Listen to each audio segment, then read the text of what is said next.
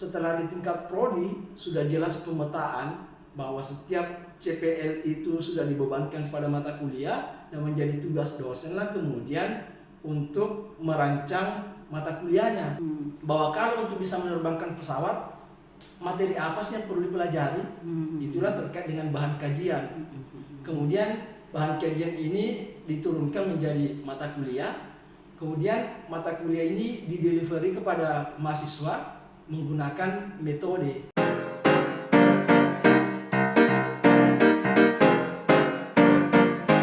Assalamualaikum warahmatullahi wabarakatuh. Waalaikumsalam.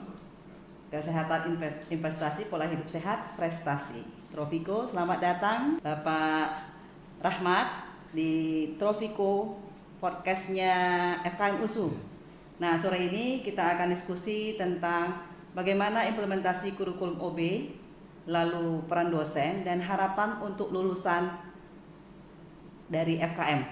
Nah, Pak Rahmat, sejauh ini Bapak ini pakarnya nih ya. Pak Rahmat ini adalah dosen dari FKM Unhas Universitas Hasanuddin di Makassar, punya banyak pengalaman tentang kurikulum khususnya OB ya Pak, karena OB ini outcome based education adalah kurikulum yang mengutamakan luaran dari lulusan dan sebagai standar juga untuk kurikulum untuk terakreditasi ASIIN ya Pak. Betul. Nah, Pak Rahmat juga sebagai Ketua GJM di Unhas. Sekretaris GJM, baik ya. Di FKM Di FKM ya. Sharing Pak, bagaimana implementasi OB, kurikulum OB di Unhas dan lalu kaitannya dengan peran dosen. Lalu bagaimana harapan untuk lulusan khususnya untuk capaian CPL nantinya. Silakan Pak. Baik, makasih Bu. Jadi sebenarnya terkait dengan OB ini kan sebenarnya sudah lama kita implementasikannya, cuma barangkali kita mengenalnya dengan istilah yang lain dan tentu di dalam berbagai perkembangan dituntut adanya penyesuaian. Jadi misalnya kalau di sebuah program studi misalnya akan jadi apa nanti lulusannya, harusnya itu di awal sudah dirumuskan, ditentukan. Jadi misalnya kalau kita ambil contoh yang sederhana, misalnya setelah lulus dari program studi ini misalnya alumni itu bisa menerbangkan pesawat. Nah, menerbangkan pesawat ini sudah harus ditentukan di awal. Di awal ya. Bahwa kita menjanjikan kepada lulusan bahwa kalau Anda sekolah di tempat kami misalnya atau di tempat kita, Anda akan bisa menerbangkan pesawat. Nah, di awal kita sudah tentukan apa yang akan menjadi capaian dari lulusan. Nah, setelah itu baru kita tarik ke belakang. Bahwa kalau untuk bisa menerbangkan pesawat, materi apa sih yang perlu dipelajari? Itulah terkait dengan bahan kajian. Kemudian bahan kajian ini diturunkan menjadi mata kuliah. Kemudian mata kuliah ini didelivery kepada mahasiswa menggunakan metode. Jadi setelah kita menentukan apa yang dia capai, apa yang akan dia capai, tentu yang kedua apa yang perlu dipelajari. Kemudian yang ketiga metode delivery-nya, bagaimana metode yang dipakai oleh dosen menyampaikan materi supaya bisa menjadi pesawat kalau sebagai contoh sederhana tadi. Kemudian yang keempat adalah bagaimana memastikan bahwa apa yang telah dipelajari itu dengan metode tertentu yang digunakan betul-betul bisa mengantarkan pada janji kita bahwa lulusan bisa menerbangkan pesawat. Itulah terkait dengan asesmen. Jadi pada dasarnya OB ini ada 3 bagian utama yang disebutkan kalau dalam beberapa panduan ya, yang saling terkait satu sama lain. Yang pertama adalah terkait dengan outcome based kurikulumnya yang menyangkut tadi capaian pembelajaran lulusan CPL. yang dijanjikan, betul, CPL. Kemudian yang kedua terkait dengan outcome based learning and teaching, yaitu menyangkut materi dan metode. Kemudian yang ketiga adalah outcome based assessment and evaluation. Jadi bagaimana kita merancang assessment dan evaluasi untuk memastikan bahwa apa yang kita janjikan itu betul-betul bisa tercapai bagi peserta didik, peserta mahasiswa kita, alumni ketika mereka jadi alumni nanti. Kira-kira begitu sederhana tentang OB ini. Baik, berarti peran dosen di situ sangat besar ya Pak. Betul. Bagaimana dia meng-create apa yang tadi Bapak sampaikan, CPL, lalu bahan kajian, di delivery lagi, Betul. bagaimana bentuk pembelajarannya. Jadi Betul. butuh kerja keras untuk merancang skenario ya, Betul, mencapai kompetensi lulusan. Betul. Nah, pengalaman Bapak gitu ya di sana itu assessment apa saja bentuk yang diterapkan untuk benar-benar terukur nih masing-masing dari bahan kajian itu, Pak? Baik, jadi sebenarnya kita sangat terbantu dengan adanya kurikulum nasional yang disepakati oleh FTKMI. Jadi itu bisa menjadi panduan dasar bagi program studi untuk merancang kurikulumnya dan bisa menambahkan untuk melampaui dari apa yang dirumuskan oleh FTKMI selaku konsorsium kesehatan masyarakat di Indonesia. Jadi tugas seorang dosen tentu pertama setelah di tingkat prodi sudah jelas pemetaan bahwa setiap CPL itu sudah dibebankan pada mata kuliah dan menjadi tugas dosenlah kemudian untuk merancang mata kuliahnya untuk mencapai pada CPL yang dijanjikan. Jadi misalnya bagaimana menerjemahkan CPL itu ke dalam CPMK atau menurunkan CPL ke dalam CPMK. Kemudian CPMK ini adalah janji mata kuliah setelah diikuti 16 tatap muka. Jadi biasanya dirumuskan dalam bentuk deskripsi bahwa setelah mengikuti mata kuliah ini satu semester atau 16 tatap muka, mahasiswa mampu menerapkan apa misalnya. Nah disitulah nanti akan diturunkan ke dalam sub CPMK. Ya, sub CPMK inilah yang akan diukur di dalam setiap pertemuan, dan untuk mengukur itu tentu kita membutuhkan alat ukurnya ya, misalnya rubrik penilaian. Jadi misalnya kita memberikan penugasan dalam bentuk presentasi misalnya. Nah, bagaimana sih presentasi yang baik itu supaya bisa mengukur apa yang mau dicapai pada sesi sub CPMK itu atau pada satu sub CPMK itu. Karena itu perlu dosen tentunya tadi setelah membuatkan RPS-nya detail termasuk rubrik penilaian untuk semua aktivitasnya. Jadi misalnya seorang dosen memberikan tugas meringkas misalnya. Bagaimana tugas ringkasan itu bisa dinilai dan berkontribusi terhadap nilai akhir. Itu ada bobot yang diberikan. Jadi tanggung jawab dosen saya kira memang banyak ya, bukan hanya sekedar mengajar, tetapi bagaimana memastikan bahwa mahasiswa kita mencapai apa yang kita janjikan di dalam setiap tatap muka dan setelah mengikuti 16 tatap muka itu. Karena itu dosen harus saya kira merevisi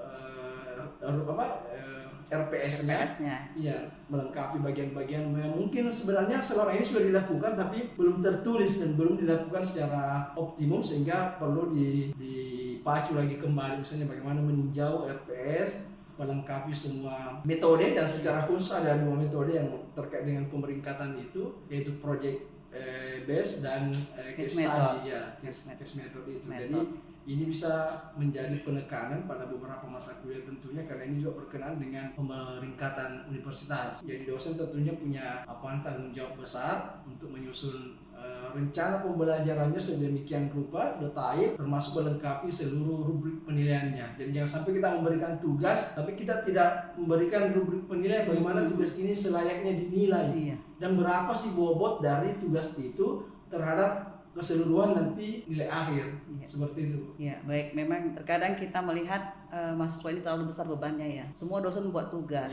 Nah, sementara dosen tidak terbuka untuk tugas ini nilainya berapa, lalu akumulasi dari semua itu nilainya berapa, gitu ya. Dan apa kaitannya tugas ini dengan CPMK kajian itu? Iya, CPMK ya. Lalu untuk capaian luaran juga ya, Pak. Iya, betul. Jadi kalau bisa saya tarik kesimpulannya, Pak, di kurikulum OB, outcome based education ini berarti seluruh kegiatan mahasiswa itu harus terukur dan mencapai tujuan akhir ya, Pak. Betul. Akan menjadi apa dia nantinya setelah lulus dari FKM. Betul. Setiap mata kuliah juga berkontribusi untuk membentuk itu. Betul. Nah, dengan demikian potensi lulusan kita akan semakin baik ya, Pak ya. Betul. Dan tujuan akhir itu ditentukan di awal. Iya. Jadi kita tentukan sejak awal akan jadi apa lulusan kita nantinya. Itulah yang kemudian menjadi acuan untuk menyusun materinya, menentukan metode, dan bagaimana melakukan asesmennya yang tepat. Nah, kaitannya dengan era sekarang kan yang dibutuhkan itu literasi data, untuk big data misalnya, bagaimana literasi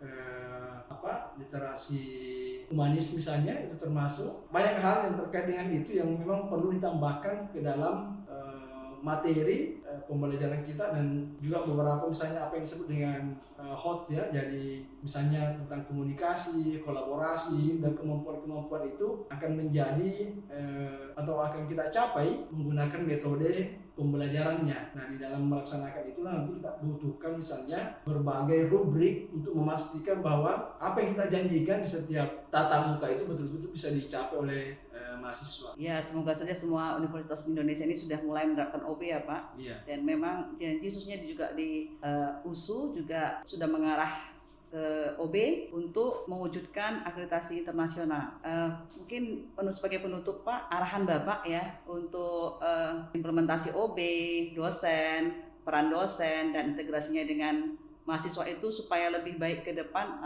Hal apa yang perlu dipersiapkan, lalu bagaimana lah supaya itu terwujud dan terlaksana dengan baik di semua universitas, khususnya Fakultas Kesehatan Masyarakat. Baik, jadi yang pertama tentunya tadi kita terbantu dengan adanya pemetaan kurikulum dari FTK ini, kemudian itu perlu kita jabarkan lebih detail di tingkat prodi masing-masing di universitas saya kira. Kemudian bagaimana kita melengkapi instrumen-instrumen yang diperlukan yang terkait, dan tidak kalah pentingnya adalah bagaimana memastikan bahwa instrumen-instrumen yang kita susun itu bisa diimplementasikan secara baik di kelas. Betul-betul misalnya bahwa penugasan-penugasan yang kita berikan itu bisa dinilai dan berkontribusi terhadap nilai akhir mahasiswa. Kurikulum ini tentu satu bagian saya, karena di sana ada faktor penentu lain, misalnya sarana prasarana, kemudian mungkin pembiayaan dan seterusnya, sehingga tentu semuanya harus kita perhitungkan dan perhatikan. Yang pasti bahwa kita sebagai dosen tentunya tanggung jawab utama kita adalah bagaimana memastikan pembelajaran yang kita ampu itu memenuhi prinsip-prinsip OB tadi, bahwa kita sudah jelas apa yang mau dicapai pada mata kuliah yang kita ampu itu, kemudian materi apa yang perlu dipelajari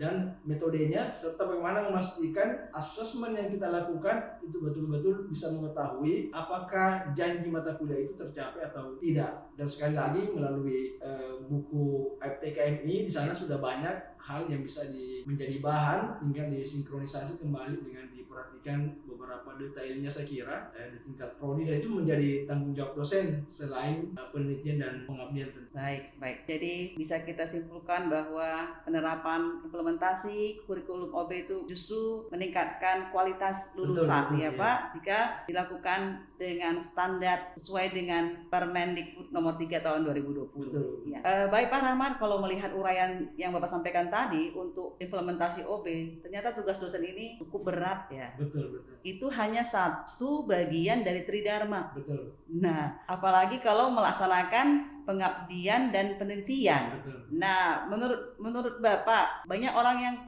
ingin jadi dosen gitu ya. Yeah. Sementara tugas beban kerjanya, nah bagi Bapak sendiri bagaimana Pak, pendapat Bapak? Jadi saya kira jadi dosen terus merupakan panggilan jiwa. Jadi kalau kita hanya berkalkulasi misalnya penghasilan atau yang lainnya, saya kira ini perlu dipikirkan kembali, karena jangan sampai mengira bahwa dosen itu hanya masuk kelas mengajar setelah itu bulan selesai persoalan. Itu hanya satu bagian kecil dari tugas-tugas seorang dosen. Merancang kurikulum tadi yang kita bahas itu, kemudian bagaimana menerjemahkan ke dalam detail rencana pembelajaran disertai dengan materi, metode yang akan digunakan, dan asesmennya itu sudah memakan waktu yang luar biasa. Dan bagaimana betul-betul mewujudkan itu di kelas, itu baru satu bagian. Ya, belum lagi melakukan pengabdian, penelitian, publikasi, dan tidak kalah pentingnya adalah banyak tugas tambahan. Banyak tugas tambahan yang pejabat. Kalau kita lihat ada akreditasi, ada audit internal, ya, ada audit ISO, macam-macam ini. Itu semua butuh sumbangsi dari seorang dosen ya, dan kita tidak boleh mengatakan misalnya saya tidak mengurus ini, saya kan hanya mau mengajar saja, tidak bisa. Karena kita berada di satu rumah, dan rumah itu kita lah yang bertanggung jawab. Jadi tidak mungkin kita misalnya membiarkan rumah kita tidak terakreditasi, tidak ini seterusnya. Jadi intinya menjadi dosen saya kira harus lahir dari panggilan jiwa, karena bukan hanya satu bagian di situ dalam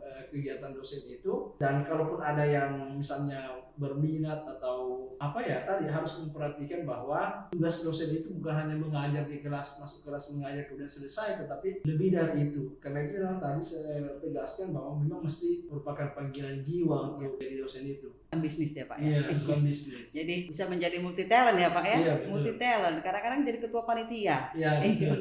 Baik, demikian diskusi kita sore ini tentang implementasi kurikulum OB, peran dosen dan harapan buat kompetensi lulusannya di FKM. Terima kasih. Assalamualaikum warahmatullahi wabarakatuh.